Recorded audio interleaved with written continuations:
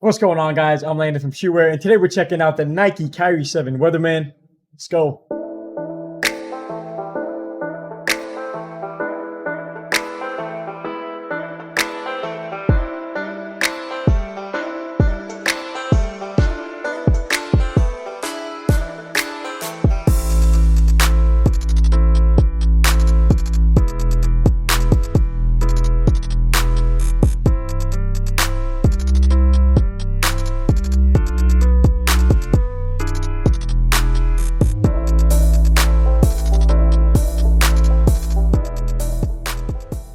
All right, so first, thanks for stopping by to check us out. Feel free to drop a follow or subscribe wherever you're watching this video and leave a like, and we would really appreciate that. But now let's go ahead and hit on the box and the price before we get into the actual shoe review. So these do come in a pretty standard black box, black Nike box with that Kyrie logo with the K and the I kind of on the outside on the top of that box, but they do get much more intriguing on the inside. So Kyrie Irving is one of the more unique personalities in the NBA. So I do like the interior for this box because the inside's kind of meant to give a peek into Kyrie's mind, more or less.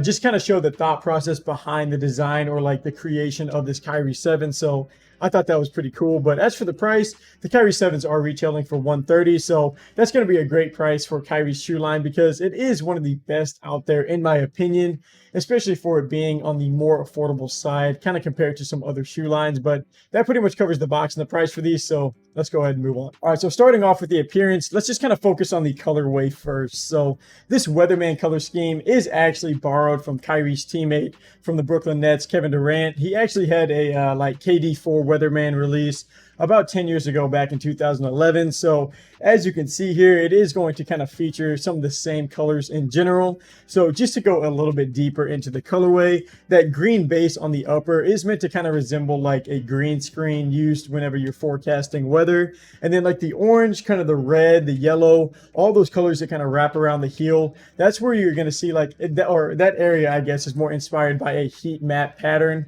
So you'll even see that same type of design kind of show up on the outsole, or more simply just like on the bottom of these. So even though I don't love like the all black midsole, it's still like not a bad look at all. But moving on from the color scheme and kind of focusing more on the design, probably the first thing you're going to notice that changed from last year's Kyrie 6 model is that they did take away the strap that was running across the middle of that shoe yet again. So although the strap has only been on two of his shoe lines, like the Kyrie 2 and the Kyrie 6, I think it is, just straps on basketball shoes in general have like really grown on me. So I do actually wish they would have kept that on there. But if you look near the lacing system, kind of where that lacing setup begins, you're going to see these black flaps here with the one on them. And that is, although they do kind of lock your foot into place, those two number ones are meant to represent Kyrie's number 11, which is going to be what he wears on the court for anyone who doesn't know. And then just to kind of finish off with the appearance on these, you do see some like shark tooth pattern kind of run up the midsole that's been on and off of some of Kyrie's shoe lines. So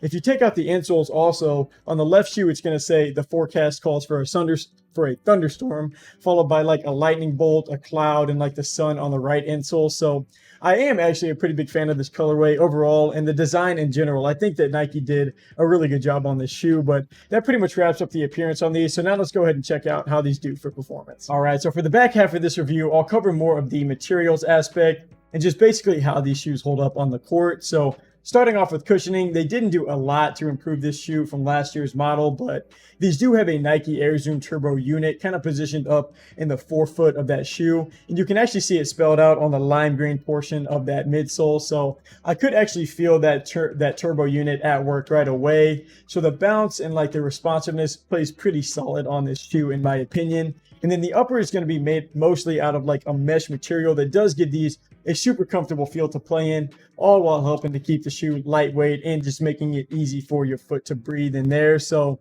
it does give you some room to move around in a little bit, but you are still going to feel pretty supported. And a lot of that is going to come from those lace tabs that I was just talking about in the appearance section just a second ago. So they are laced up through these little lace tabs that do feature that number 11, like I said. And that actually does help to kind of give your foot a really locked in and secure feel, at least more so than if they weren't in there. But that is the area that I do find myself missing the strap, because that always does add a little bit more support. But I will say that the lateral containment on these, it definitely checks out. Then I guess that is kind of what you would expect for it to be like a focal point on Kyrie's shoe line, because of all of the different moves that he makes. And then jumping to the bottom of these shoes, the Kyrie 7 definitely has like a funky looking traction pattern on them. And that's actually because these do feature a traction pattern that is computer generated to give you 360-degree coverage across all types of moves and cuts. Because just to reiterate this point one final time,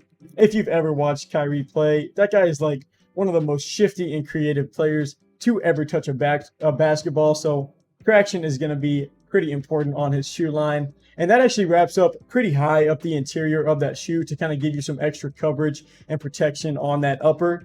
But I will say I can start to feel a little bit of a consistent feel with the grip on that traction if these get too dusty. So just keep that in mind. But to finish off with sizing, this is going to be a true to size fit for your Nike shoe size. I went with 10.5 as always, and I didn't have any issues for that. But overall, I do like the Nike Kyrie 7 model. I do wish they kept the strap, but Kyrie's signature shoe line is one of the best out there to choose from, at least for right now. The price is pretty affordable for what you're getting out of the shoe, which makes these a super great option. All right, so that pretty much wraps up our unboxing and performance review on the Nike Kyrie 7 Weatherman. Thank you guys for taking some time to watch. If you made it this far, drop your favorite basketball player in the comments below. Mine is Stephen Curry, but if you're interested in purchasing these shoes, just check out the links in our description below. And then also be sure to click the link in our bio, and from there you can find our shoes that are available for sale on our website. You can also head over to our social media to stay informed about upcoming sneaker releases. And then last, just feel free to leave a comment below if you like this review or just any other shoes you may want us to check out. But until next time, I'm Landon from Shoewear. Peace.